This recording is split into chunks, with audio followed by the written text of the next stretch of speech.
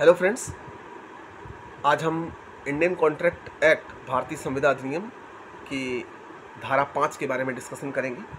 तो धारा 5 हमारी कहती है कि प्रस्थापनाओं और प्रतिग्रहणों का प्रतिसंग्रहण, बड़ी कठिन हिंदी है। दूसरा है revocation of proposal and acceptance. अब देखिए इसमें क्या लिखा है एक्ट में कि कोई भी प्रस्तावना उसके प्रतिग्रहण की संसूचना प्रस्तावक के विरुद्ध संपूर्ण हो जाने से पूर्व किसी भी समय प्रतिसंग्रहित की जा सकती है, किंतु उसके पश्चात। कहने का मतलब है कि कोई भी कथन, जब पहला व्यक्ति दूसरे व्यक्ति को कोई प्रपोजल देता है तो प्रपोजल जब देता है वो स्वीकार करता है। अगर मान लीजिए प्रपोजल उसने स्वीकार किया तो वह बाद में प्रतिसंग्रहण नहीं कर सकेगा, मतलब बाद में मना नहीं कर सकता। अगर उसको मना करना है तो प्रपोजल सुनने पर ही मना कर दे। यही काम ए के साथ भी, मतलब जो कथन कहता है उसके साथ भी। इसको हम थोड़ा और तरीके से समझते हैं। जैसे कहने का मतलब है कि का अपना घर खा को बेचने के लिए एक पत्र भेजता है, ठीक, और खा उस प्रपोजल को एक्सेप्ट करने के लिए भेजे गए पत्र द्वारा का जवाब देता है। अब देखो, का को अगर घर नहीं बेचना है, का को अगर घर नहीं बेचना है तो वह डाक में, डाकखाने में पत्र भेजने से पहले ही अपने आप को रोक ले, क्योंकि एक बार जाने के बाद तो डिपेंड करता है सामने वाले ऊपर कि उसको जो कॉन्ट्रैक्ट है वो एक्सेप्ट करना है कि नहीं करना है। इसी तरह खा के पास भी ये ड्यूटी है कि उस पत्र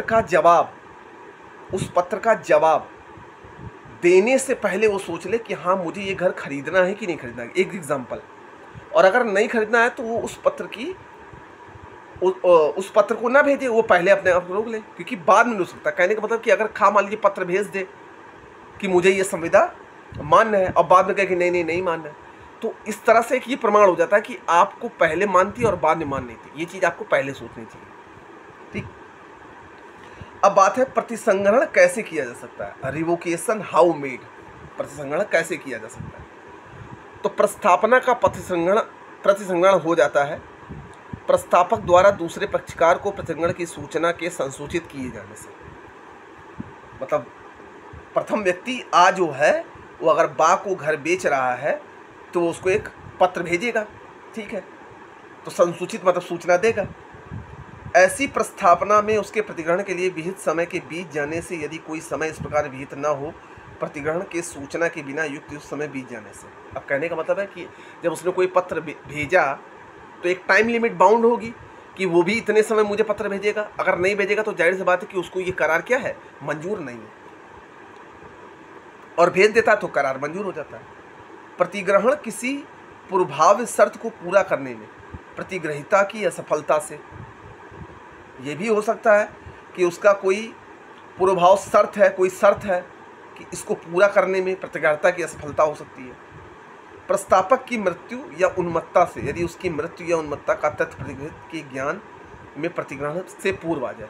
अब कहने का मतलब है कि उस संपत्ति को बेचने से पहले सामने वाले व्यक्ति को ये पता चल जाए कि ये मेरे साथ धोखाधड़ी कर रहा है। तो इस तरह से प्रतिसंग्रहण कैसे किया जा सकता है।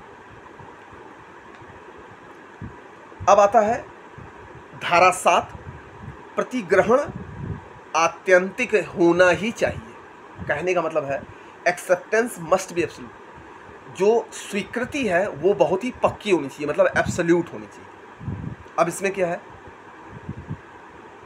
प्रस्थापना को वचन में संपरिवर्तित करने के लिए प्रतिग्रहण। अब जो प्रपोजल है उसको वचन में संपरिवर्तित करने के लिए एक प्रतिग्रहण किया जाएगा कि भाई ये जो मैंने प्रपोजल दिया है इसको एक वचन में लिखित तौर पे करते हैं। आत्यंतिक और अविशोषित होनी ही चाहिए, मतलब एब्सोल्यूट होनी चाहिए, पक्की होनी चाहिए, टाल मटोल नहीं होना चाहिए। किसी प्रायिक या युक्त प्रकार से अभिहित होना ही चाहिए। जब तक कि प्रस्थापना विहित न करती हो उसे किस प्रकार से प्रतिहित करना है, यदि प्रस्तावना विहित करती हो उसे किस प्रकार प्रतिहत किया जाना है, और प्रतिग्रहण उस प्रकार से ना किया जाए तो प्रस्तावक उसे प्रतिग्रहण संसूचित किए जाने के पश्चात युक्त समय के भीतर आग्रह कर सकेगा कि उसकी प्रस्तावना भी इस प्रकार से है प्रतिग्रहित की जाती है, अन्यथा नहीं। किंतु यदि वह ऐसा करने में असफल रहता है तो वह उसे प्रतिग्रहण को प्रतिग्रहित करता है।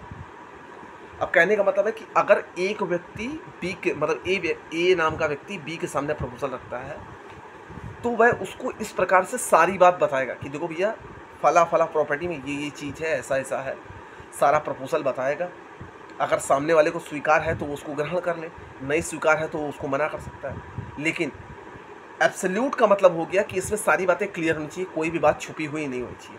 अगर कोई बात छुपी होती है या बाद में कोई विवाद होता है, तो इस प्रपोजल के लिए बी नाम का व्यक्ति क्या कर सकता है, वाद ला सकता है। ठीक, अब बात करते हैं धारा 8 की, शर्तों के पालन या प्रतिफल की प्राप्ति द्वारा प्रतिग्रहण, एक्सेप्टेंस बाय परफॉर्मिंग कंडीशन और रिसीविंग कंसीडरेशन। अब कहने का मतलब किसी प्रस्तावना की शर्तों का पालन या व्यतिकारी वचन के लिए जो प्रतिफल किसी प्रस्तावना के साथ पेश किया गया हो, उसका प्रतिग्रहण, उस प्रस्तावना का प्रतिग्रहण।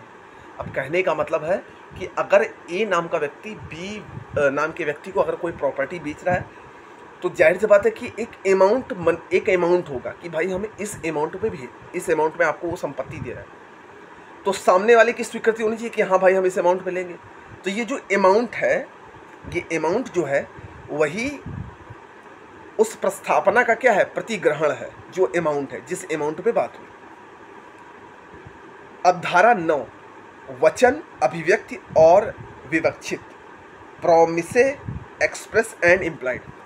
जो प्रोमिसे है, जो वचन को स्वीकार करता है, वो एक्सप्रेस और इम्प्लाइड कैसे करता है, उस पर कैसे उन शर्तों को लागू करता है, मतलब कैसे उन बातों पर राजी होता है और कैसे उसको करता है। जहाँ तक कि किसी वचन की प्रस्तावना या उसका प्रतिग्रहण शब्दों में किया जाता है, वह वचन अभिव्यक्त कहलाता है। अगर कोई प्रस्तावना वचन के द्वारा की जा रही है, अगर कोई प्रपोजल वचन के द्वारा किया जा रहा है, वर्ड्स के द्वारा किया जा रहा है, तो वह वचन जो होता है वो अभिव्यक्त कहलाता है। क्या कहलाता है, अभिव्यक्त, मतलब एक्सप्रेस कहलाता है कि आपने अपने वचनों में किस तरह से एक्सप्रेस किया। जहाँ तक ऐसी प्रस्तावना या प्रतिग्रहण शब्दों से अन्यथा किया जाता है, वह वचन विवक्षित कहलाता है। अब शब्दों से ना होकर पेपर पे होता है, डॉक्यूमेंट पर होता है, तो उसको हम विवक्षित मतलब इम्प्लाइड वे में कहते हैं, इम्प्लाइड तरीके से, सुनियोजित और सुसज्जित तरीके से कहते हैं कि पेपर में बाकायदे लिख के होता है। और जो वचन में दिया जाता है उसको अभिव्यक्त कहते हैं। अभी मतलब बोलना, व्यक्ति मतलब व्यक्ति, व्यक्ति के द्वारा जो बोला। अब आता है धारा 10, कौन सी करार संविदाएं हैं, व्हाट एग्रीमेंट आर कॉन्ट्रैक्ट। अब कौन सी जो करार है वो क्या है, संविदा। तो जितनी भी करार हैं वो सब संविदा है, जितनी भी जो करार हैं वो सब संविदा है, यदि वे संविदा करने के लिए सक्षम पक्षकारों की स्वतंत्र सम्मति से किसी विधिपूर्ण प्रतिफल के लिए और किसी विधिपूर्ण उद्देश्य से किए गए, एतद् द्वारा अभिव्यक्ति घोषित नहीं किए गए। सभी करार संविदाएं हैं, और यदि वे संविदा करने के लिए सक्षम पक्षकारों की स्वतंत्र सम्मति से, दोनों पगलेट नहीं होने चाहिए, दोनों सही दिमाग के होने चाहिए, दोनों पक्षकारों की सहमति होनी चाहिए, विधिपूर्ण प्रतिफल होना चाहिए और किसी विधिपूर्ण उद्देश्य से किए गए हों कि इसका मेन एम क्या है। ठीक, वो सब संविदाएं हैं। लेकिन अगर वचन के द्वारा किया गया, मुंह से बोलने पर अगर कोई करार किया गया तो उसको घोषित नहीं किया जाएगा, ये धारा 10 कहती है। ठीक है, तो जो करार है वो लिखित तौर पे होना चाहिए, वचन के द्वारा नहीं होना चाहिए, वचन के द्वारा इसको अघोषित कर दिया जाता है। अब आता है धारा 11, संविदा करने के लिए कौन सक्षम है। तो हर एक ऐसा व्यक्ति संविदा करने के लिए सक्षम है जो उस विधि के अनुसार जिसके वह अध्याधीन है प्राप्त हो और जो स्वास्थ्यचित हो और किसी विधि द्वारा जिसके वह अध्याधीन है संविदा करने में निवर्तित न हो। ठीक है, तो संविदा करने के लिए कौन सक्षम है, प्रत्येक वो व्यक्ति जो दिमाग का पगलेट ना हो, स्वस्थ दिमाग का हो, दोनों की सक्षम सहमति होनी चाहिए। लेकिन ऐसा कोई व्यक्ति नहीं होना चाहिए कि जिसको इसके विधि, इसके आदेश के बारे में पता ना हो। उसको पता होना चाहिए कि जो भी हम करार कर रहे हैं, जो भी हम कंडीशन लिख रहे हैं, दोनों लोग उस पर सेटिस्फाई हैं कि नहीं। अगर ये जानते हैं तो हर एक ऐसा व्यक्ति संविदा कर सकता है, मतलब करार संविदा करने के लिए क्या है, सक्षम। हम उम्मीद करते हैं कि आपको ये वीडियो पसंद आया होगा। मिलते हैं हम नेक्स्ट वीडियो में।